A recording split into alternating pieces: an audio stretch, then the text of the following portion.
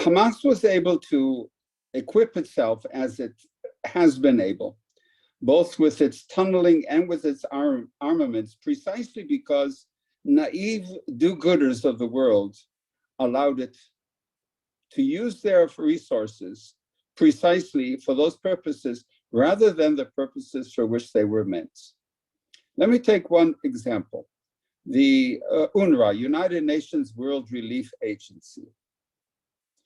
That body was created in the aftermath of the original war in 1948 between the Arab states and Israel.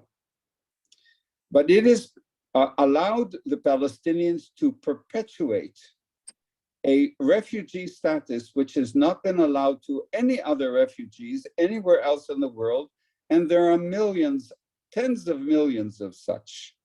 No one has been allowed to pass on the status of refugee from one generation to another. We now have third and fourth generation refugees, only Palestinians.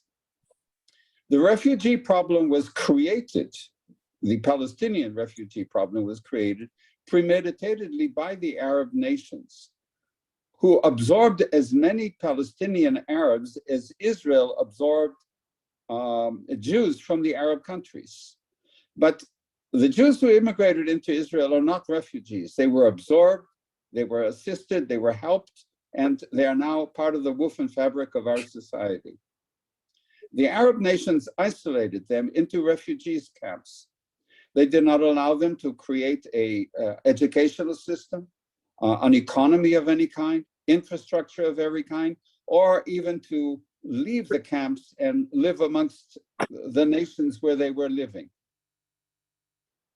They did this in order to create the kind of perpetual sore that has been in the world side for all these years.